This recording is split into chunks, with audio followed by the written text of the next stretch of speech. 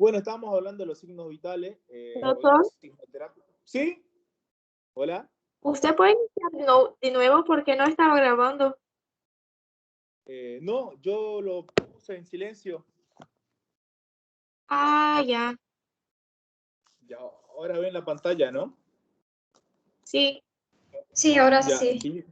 Yo lo puse en silencio porque tenía una llamada de paciente que la familia acepta donar o no y todo lo demás.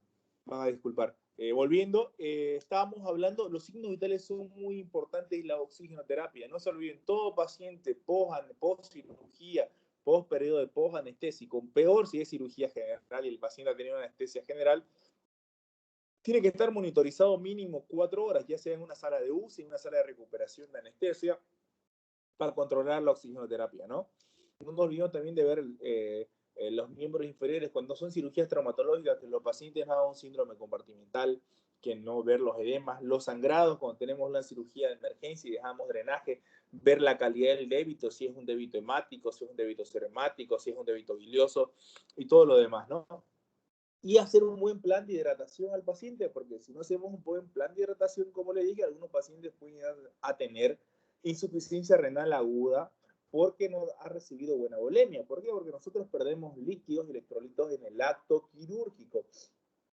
Ya no es necesario solamente perderlo a través de la sangre, sino perdemos agua metabólica, perdemos muchos líquidos, muchos electrolitos cuando nos abren la cavidad abdominal, cuando nos abren la cavidad torácica. Entonces todo eso tenemos que ir reponiéndolo en el postoperatorio y por eso es muy importante que ustedes sepan que estos son los principios de las indicaciones médicas, ¿no? Y controlar la sonda.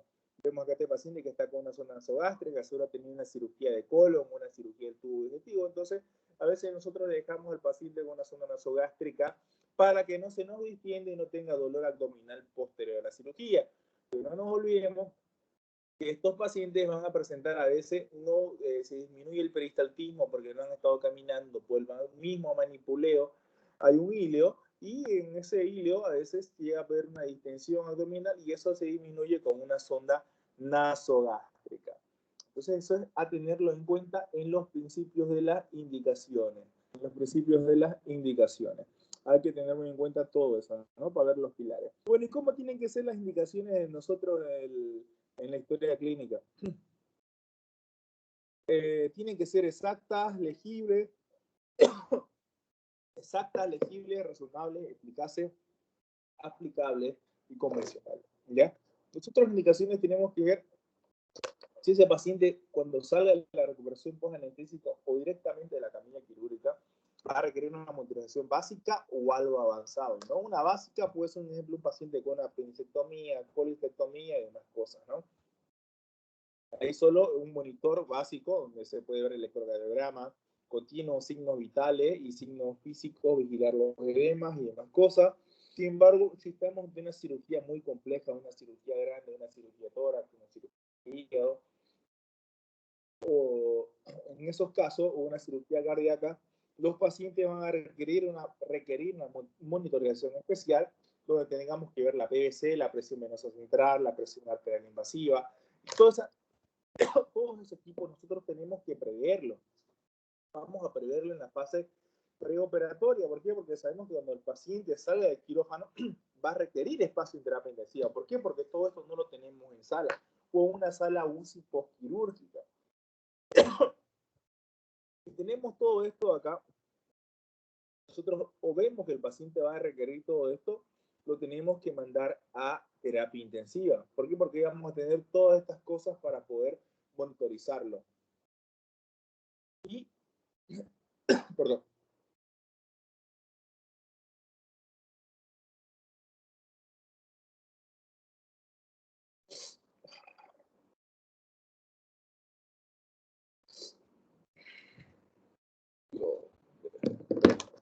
Bueno, entonces, cuando es una monitorización especial, lo mandamos al paciente a terapia intensiva. Ya les dije, cirugía cardíaca, cirugía de tórax, cirugía de hígado, donde los pacientes van a requerir monitorización compleja, con control estricto de la PVC, de la presión arterial invasiva. ¿Ya? Y si nosotros en nuestro hospital no tuviéramos una sala de UTI, una sala de recuperación post-anestésica, no tenemos la obligación de operarlo, ¿no? Si no tenemos condiciones, tenemos que derivarlo, siempre y cuando sea una cirugía electiva, ¿no? Ya en la cirugía de emergencia se podría hablar con otro hospital, ustedes lo van operando de emergencia y en ambulancia lo derivan a otro hospital donde haya todos estos tipos de cuidados postoperatorios. Estamos hablando del plan de líquido. El plan de líquido es muy importante porque vamos a tomar en cuenta cuánto ingresan los líquidos y egresan en 24 horas y las primeras 24 horas.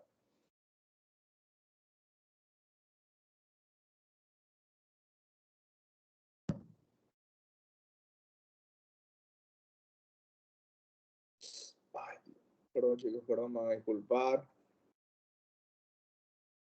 A veces la gente no entiende y no es capaz de capacitarse. Entonces vamos a ver los líquidos en las primeras 24 horas. ¿Cómo vamos a medir eso? Los pacientes a veces salen cuando las cirugías son largas, en las cirugías que ya las mencioné, o son cirugías de más de 6 horas. Nosotros tenemos que tenerlo monitorizado al paciente con sonda nasogástrica, con sonda Foley. ¿Por qué? Porque vamos a hacer un control de diuresis horaria. Vamos a ver inmediatamente cuánto líquido estamos perdiendo para poder reponérselo, porque si no hacemos un buen control, ya sea en el intraoperatorio o en el postoperatorio, ese paciente nos puede entrar en una insuficiencia renal. Sería agregarle una patología más o una comorbilidad más a la cirugía misma, que ya fue una cirugía compleja. Entonces tenemos que tener cuidado en todo esto, ¿no? ¿Cómo vamos a administrar los líquidos? Se van a administrar una razón de 30 a 50 ml kilo peso día. Bueno, algunos no recomiendan pasarle potasio las primeras horas. Esto es más que todo dependiendo del tipo de cirugía. ¿Por qué? Porque algunos pacientes salen en el postoperatorio más que todo inmediato y hacen un hilio por un desequilibrio de electrolítico, que lo vamos a ver más adelante. Tenemos que tener cuidado con todos los tubos, cánulas, negociaciones, ver los ejercicios respiratorios del paciente, porque no nos vamos a olvidar que la primera causa de fiebre en los primeros 2 días, 48, 72 horas, no son los accesos en las heridas, sino a veces son problemas con atelectasia, problemas con neumonía, son problemas sobreagregados. ¿Por qué? Porque el paciente no se mueve, no deambula y no tiene una buena fisioterapia respiratoria, no ha tenido un buen plan de oxigenación. Y en todos esos casos, hay que estar atento a todo lo que pueda pasar.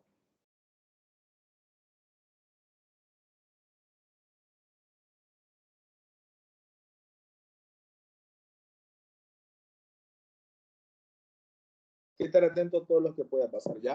Cuanto en la parte respiratoria. Y hay que ver si este paciente es un paciente que tiene crisis asmática, que tiene antecedentes de POC, si va a requerir o no va a requerir nebulizaciones. Si va a requerir o no va a requerir nebulizaciones, para poder indicárselas en el postoperatorio. ¿Por qué? Porque a veces nosotros nos olvidamos que los pacientes tienen ya patologías de base, sean respiratorias o cardíacas, y no le indicamos la medicación o los cuidados que el mismo paciente tenía antes de operarse.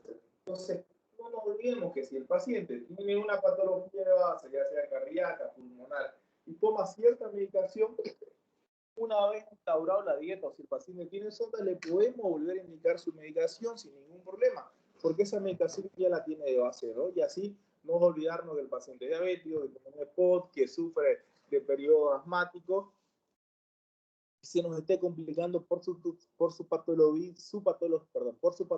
de base, que no la hemos tenido en cuenta y ya conocíamos nosotros. La sonda nasogástrica, tenemos que ver y tener cuidado con la sonda nasogástrica, porque el débito de la sonda nasogástrica nos va a indicar si el paciente está ocluido o no está ocluido, si tiene un débito porráceo, porque hemos hecho una cirugía de colon y por error no hemos llevado la arteria mesentérica superior, hemos quitado la inervación del colon, la inervación del intestino delgado, vamos a ver un débito más negro, más oscuro, y ya que nos indica un esquema intestinal, ¿no? Si el paciente está obstruido por un hilo mecánico, un hilo metabólico, ¿sí? Desculpe, doutor. Hola. Doutor, não lhe compreendo 100%, doutor. Está falando muito rápido. Hola. Olá, doutor. ¿Sí? Não estou lhe compreendendo 100%, pois está falando muito rápido, doutor. Desculpe. Bueno, igual si tiene alguna duda, la preguntan, si no entienden algo de lo que estoy explicando, no hay ningún problema. ¿Ya? Entonces, continuando, tenemos que tener cuidado con la sonda nasogástrica. ¿Por qué? Porque nos va a orientar si tenemos una isquemia intestinal. Nos va a orientar si el paciente está ocluido. ¿Por qué? Porque nos va a aumentar el débito de la sonda nasogástrica para poder evaluar o tomar medidas de control postoperatorio.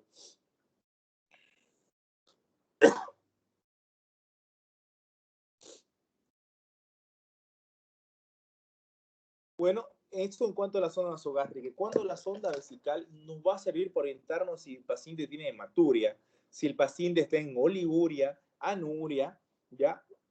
Y nos va a servir para ver el plan de hidratación. Un ejemplo, un paciente en una cirugía de colon, ¿le ponemos sonda nasogástrica? Sí, le ponemos. ¿Por qué? Porque cuando nosotros hacemos una cirugía de colon, vamos a decolar todo lo que es el colon descendente, y por ahí atrás más o menos nos vamos a encontrar los uréteres. Y a veces al pelar todo el colon descendente o ligar la arteria mesentérica inferior, a veces se lesiona el uréter, ¿no? Entonces, en ese caso, teniendo el paciente una sonda Foley, nosotros vemos si el paciente tiene hematuria o no tiene hematuria. Si el paciente presenta la hematuria, es un signo posiblemente de que nos hayamos llevado el uréter, ¿no? Como esto en otras cirugías, cuando son cirugías largas, también ponemos la sonda Foley para ver la dureza. Un ejemplo también en cirugía hepática, nosotros se trabaja con una volemia baja, con una presión venosa central baja. Entonces, nosotros a los pacientes lo hacemos orinar para bajar la presión arterial. ¿Por qué? Porque si el paciente tiene mucho volumen, una PVC en 8, en 12, ese hígado está turgente, está grande, está duro, y no podríamos partirlo. Entonces, por eso, nosotros al paciente se le pone sonda Foley y nos va a servir para controlar, para ver cuánto lo hacemos orinar y cuánto vamos reponiendo, ya sea con líquido o con drogas vasoactivas expansoras. Bueno.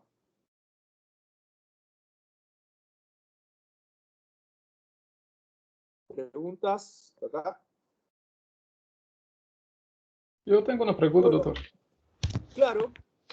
Sí, usted habló ahora que se dá 50 ml por quilo de água para o paciente pós-quirúrgico, certo?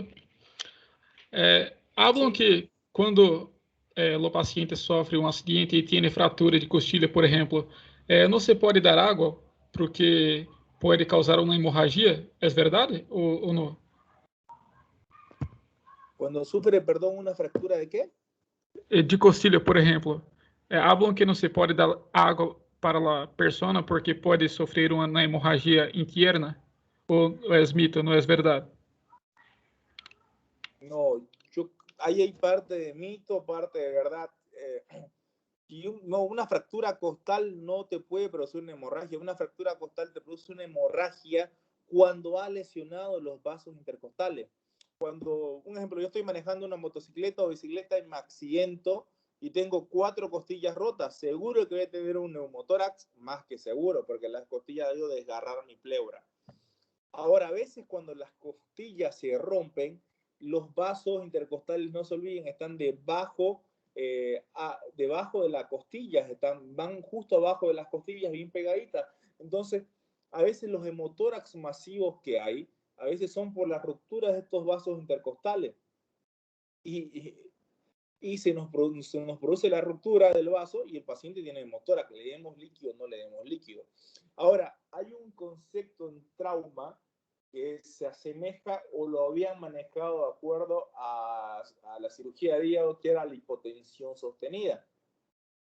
Yo tengo un paciente con un hemotórax masivo o un hemoperitoneo, ya lo he diagnosticado el hemoperitoneo, pero ha parado, entonces le saben dar droga para reponer o subir la presión y no volumen y no mucho líquido para no liberar supuestamente los coágulos que se hayan formado. O sea, no tomar agua, sino líquidos intravenosos, ¿no?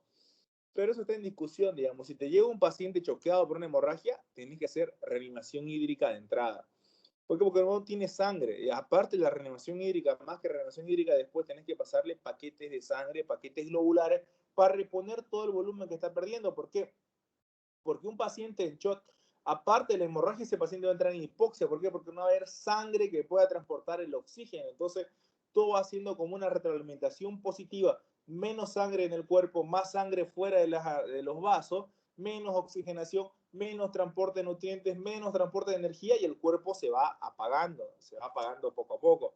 Por eso empieza el mecanismo compensatorio de la taquicardia, luego empieza el mecanismo compensatorio de la diaforesis, posteriormente la oliguria, porque todos los órganos tratan de reponer el volumen perdido. Al no poder hacerlo, el paciente se va muriendo.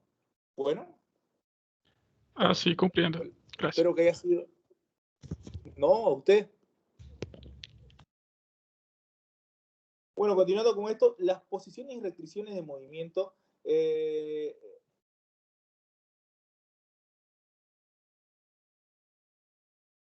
Perdón. Las posiciones y restricciones de movimiento tenemos que verlo más que todo. Antes decíamos que el paciente está acostado, pero ahora no. Ahora indicamos movilización temprana, movilización precoz. ¿Por qué? Porque esto nos va a ayudar a disminuir y prevenir el éxtasis venoso y así utilizar medidas antitrombolíticas. Paciente que va a entrar al quirófano con una cirugía de más de 6 horas tiene que entrar con las medias compresivas, con un vendaje compresivo de los miembros inferiores. Ya no nos olvidemos que tiene que entrar con un vendaje compresivo de los miembros inferiores.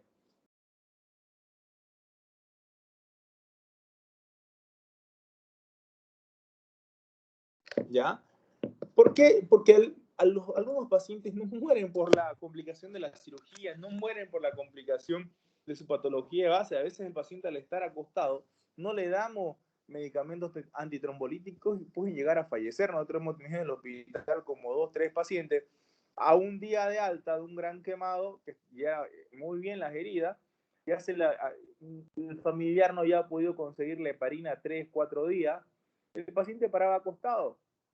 Antes de irse a su casa se le estaba retirando una vía central, seguro debió formar un trombo y el trombo voló y hizo un tromboembolismo pulmonar y el paciente se murió, ¿no? Entonces, estas cosas llegan a pasar. Entonces, por eso, todo paciente con una cirugía más de 6 horas o que esté mucho tiempo acostado en el postoperatorio y haya pasado la fase de sangrado, tenemos que darle medicamentos antitrombolíticos, ¿ya?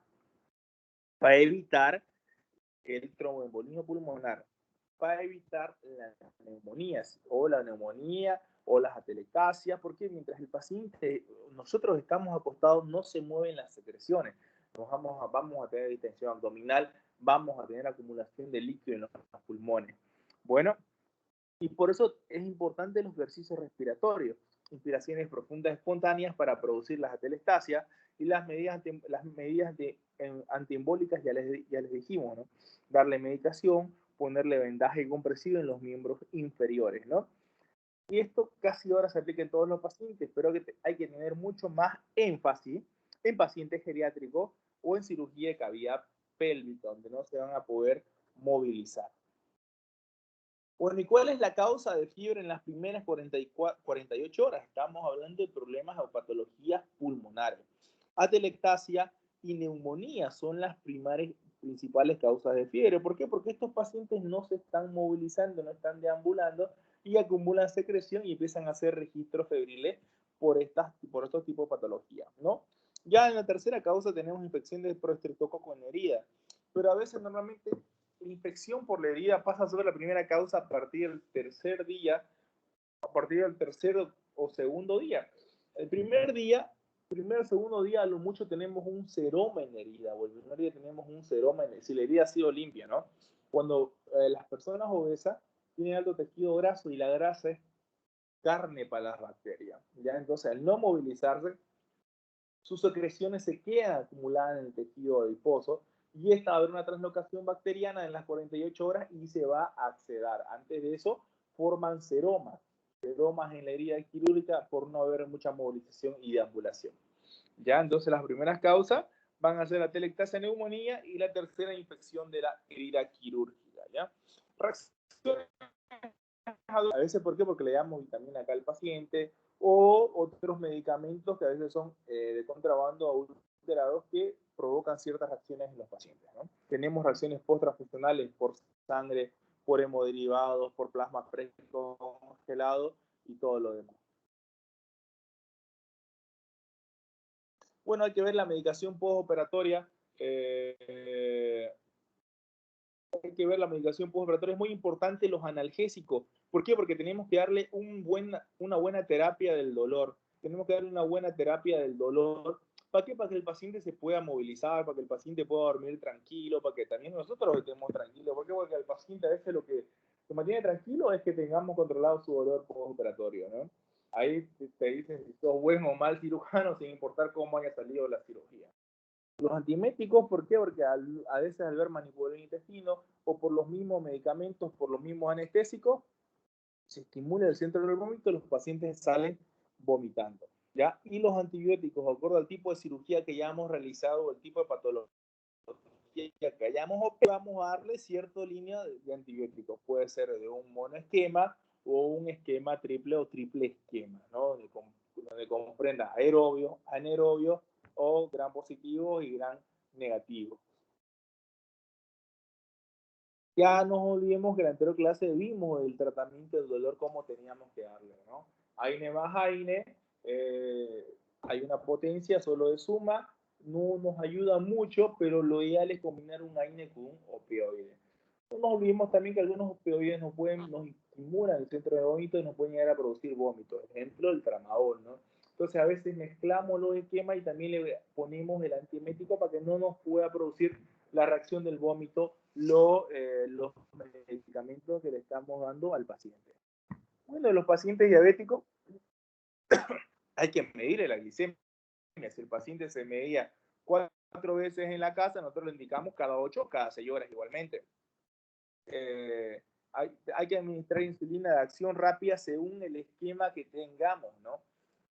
Si tenemos un esquema de corrección de acuerdo, lo podemos ajustar. En algunos hospitales son 180 o 200 miligramos de decilitro de la glicemia, son 4 unidades. En otros empiezan con 2. Entonces se va ajustando, ¿no? 4, 6, 8, 10 y luego en una bomba de infusión de insulina, ¿no? Todo eso lo tenemos que ir viendo. Pero si el paciente recibe insulina NPH, tenemos que indicarle la insulina NPH que recibe, que es la lechosa, la acción lenta, ¿ya?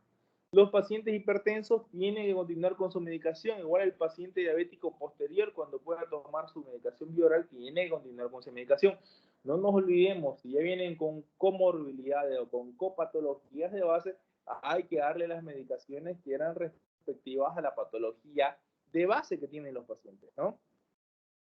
Si el paciente no puede tolerar nada por vía oral, le damos nifedipino o nifedipino sublingual al paciente va a ver para bajarle los picos hipertensivos, ¿no? También podemos jugar con los diuréticos. Si el paciente es un paciente complejo y tiene sondas Foley, con los diuréticos para poder regularle la presión.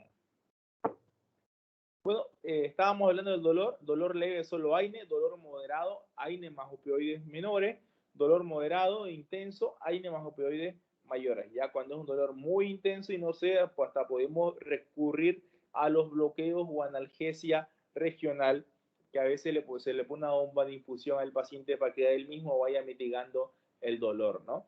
Igual esto es relativo porque no es el mismo umbral del dolor que el de ustedes o el mío, ¿no? Unos tenemos menos tolerancia, otros tenemos mayor tolerancia al dolor. Bueno, y el delirio postoperatorio se presenta y sí se presenta. Le decimos delirio postoperatorio un mal despertar. A veces los anestesiólogos normalmente se presentan en personas con mayores de 70 años de edad o con un antecedente de un abuso de consumo de alcohol, narcótico. Más que todos esos pacientes a veces despiertan de manera violenta, despiertan de manera agresiva al cese de los estimulantes o de los anestésicos, ¿no? No hay por qué asustarse, se despierta, luego se lo monitoriza el paciente y no hay ninguna intercurrencia aparte de esa, ¿no? La desorientación les dura un poco hasta que se llega a metabolizar todos los narcóticos que se le ha administrado vía endovenosa. Tenemos que ver la parte gastrointestinal y sí, todo paciente sufre un estrés. Y no olvidemos que hay úlceras por estrés. Entonces tenemos que darle protectores gástricos. También a ese paciente le estamos dando AINE, algunos le dan AINE inmediatamente vía oral, entonces tenemos que darle protectores gástricos y nos disminuye la probabilidad de que nos lleguen a producir úlceras y que estas úlceras se perforen. ¿Ya? El medicamento ideal es inhibidor de la bomba de hidrogeniones. Bueno, ¿qué otras complicaciones tenemos? En el postoperatorio inmediato tenemos el ilio. ¿Qué es el ilio? Es la dismotilidad intestinal, que el intestino no se va a mover. ¿Ya? Y esto puede ser de múltiples causas. ¿Y cómo se va a reflejar? Con el abdomen distendido. Paciente con el abdomen distendido, con los ruidos hidroaéreos abolidos o disminuidos, y disminución de gases, nos confirma que el paciente está en ilio, ¿no? No olvidemos que el ilio puede ser ilio mecánico o puede ser un ilio metabólico, ¿ya? El ilio mecánico se va a dar por complicaciones mecánicas, por brida o adherencia, ¿ya? Por vías o adherencia y el ilio metabólico se va a dar por la hipocalemia. ¿Ya? Entonces, las bridas de adherencia son como unas telarañas que se van presentando en la cavidad abdominal por el mismo manipuleo que nosotros tenemos. ¿Ya? No nos olvidemos entonces, el ilio, que es la dismotilidad, puede ser mecánico, que estas son producidas por brida o adherencia. ¿Ya? Y metabólico, lo vamos a ver también más adelante, esto en otros temas, es producida por la hipocalemia, por el potasio bajo, ¿ya?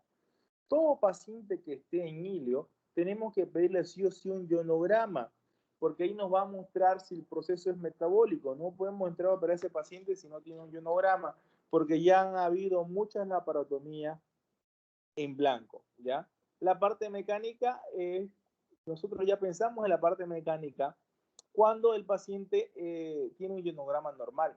Esto hablando de un postoperatorio inmediato, directamente, ¿no? Ya cuando no es un operatorio tardío, al mes si nos viene el paciente ocluido, tenemos que pensar que es mecánico, que es brilla de adherencia. ¿Por qué? Porque esa hipocalemia no puede estar tan sostenida en el tiempo. Normalmente donde perdemos hartos electrolitos es en la cirugía y se refleja en el postoperatorio inmediato, ¿no?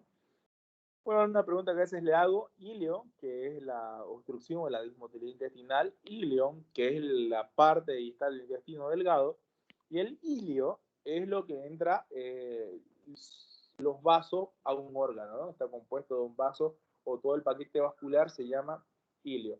Ya, no nos olvidemos entonces, ilio postoperatorio, mecánico o metabólico, ya sea por hipocalemia o por brida y adherencia. Todos estos pacientes tenemos que pedirle un ionograma, ¿ya? Inicialmente ionograma, también una radiografía de abdomen para ver los niveles que se van a presentar y así poder confirmar el ilio. Bueno, las obstrucciones intestinales, ya la estábamos hablando en la parte del ilio mecánico, están van ligadas. Las obstrucciones intestinales van a ocurrir en el postoperatorio alejado, postoperatorio tardío, y normalmente se nos va a presentar después de una intervención quirúrgica abdominal. Es como les estaba hablando, que se van a producir bridas, adherencias o hernias internas. En el dibujo que ustedes ven, el paciente tiene una hernia interna, no son muy frecuentes, llegan a representar máximo el 9.5% en los posoperatorios, ¿no? Entonces, la hernia interna es la causa más frecuente de la obstrucción intestinal y a veces es difícil de diagnosticar, ¿no? Por medio de una laparotomía. Pero nosotros podemos diagnosticarla, le pedimos una radiografía al paciente y vemos que está obstruido. Ya cuando lo abrimos, confirmamos que ha sido por una hernia interna. Igual las hernias internas normalmente se presentan en cirugías de colon, en las colectomías totales se llegan a presentar una que otra vez una hernia interna, ¿no? Porque decolamos toda la fase, movemos todo lo que es el marco colónico y entre eso a veces el intestino delgado queda flojo y hay algunas ventanillas o huecos donde se va metiendo cuando hemos cerrado cuando cerramos a veces la aponeurosis o el peritoneo, entre un hueco y otro se puede meter y producir una hernia interna. Bueno, y también esta obstrucción intestinal se va a dar por las vías de adherencia. No olvidemos que son como telarañas que se presentan dentro del paciente en el postoperatorio, ¿no? Es muy importante ver la parte renal y sí, ya estábamos hablando hace rato que todos los pacientes que tengan una sonda Foley en cirugías de más de 6 horas tenemos que controlar el volumen de diuresis horaria, el volumen de diuresis total, ¿ya? Para ver si ese paciente no va a entrar en una falla renal aguda de tipo prerenal. Bueno, vamos a ver también algunos pacientes que son que han entrado en una insuficiencia renal. A veces para entrar a quirófano necesitan dializar. Entonces nosotros tenemos que coordinar eso también con el nefrólogo, con el equipo de diálisis. Porque yo voy a operar a mi paciente mañana. Va a requerir anestésico. ¿Qué es lo que tiene que hacer? Dializarse en la noche, el día previo para que pueda entrar al quirófano. Calculo el tiempo postoperatorio que va a estar el paciente para requerir o solicitar otra nueva diálisis en el postoperatorio inmediato, para que así el paciente no se siga consumiendo o no nos siga descompensando la parte renal. Bueno, y las heridas, tenemos que vigilar las heridas para poder ver, ¿no? Si es una herida limpia contaminada o sucia. Normalmente las limpias contaminadas tenemos un cambio de apósito. ¿Cuáles son las heridas sucias? Las heridas sucias las vemos en la cirugía de colon. Una fístula perianal, un exceso perianal, esas heridas directamente se las deja abiertas, no se las cierra y ni siquiera le echamos podine tópico, sino directamente lo hacemos lavado, la hacemos lavado con jabón, una solución jabonosa, hacemos los lavados respectivos, ¿no? La herida contaminada, después de limpiarla, abrimos los puntos y hacemos un cierre por segunda o tercera intención. Con el postoperatorio tardío, el paciente ya va a su casa, normalmente dura un mes, es donde vamos nosotros a retirar los puntos.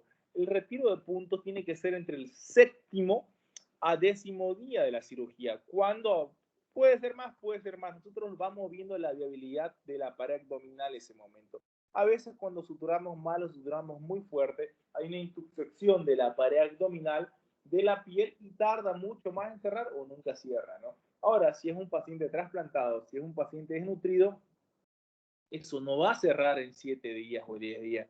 A veces hay que esperar mucho más para que se pueda cerrar. Entonces, eso es condicional, pero normalmente a los pacientes los citamos entre el 7º a 10º día para los retiros de puntos, ¿no? Ya le vamos a suspender el antibiótico, ya le vamos a suspender el tratamiento de dolor. Hay unos pacientes que siguen tomando, si ustedes no le dicen, el paciente no lo va a suspender. Porque el paciente no lo sabe y no es su derecho a saberlo. La función de ustedes es explicarle y después que el paciente comprenda y entienda, ¿no?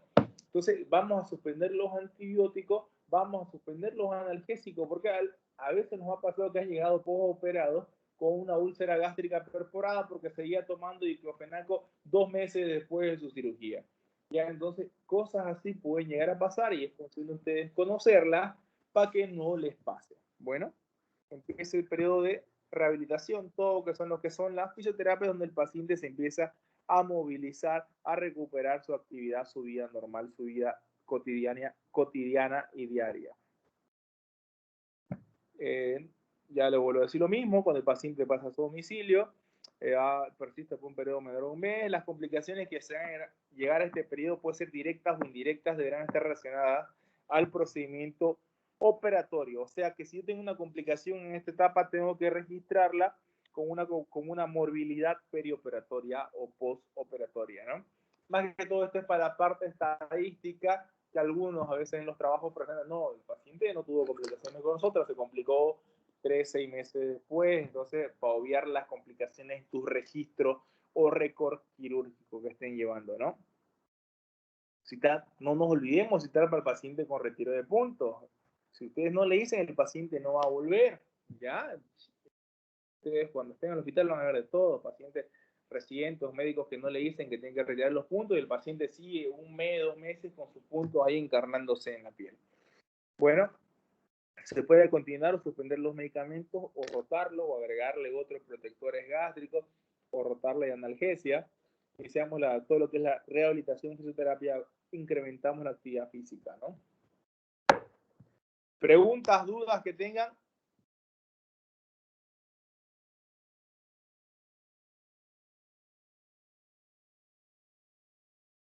Hola, ¿preguntas?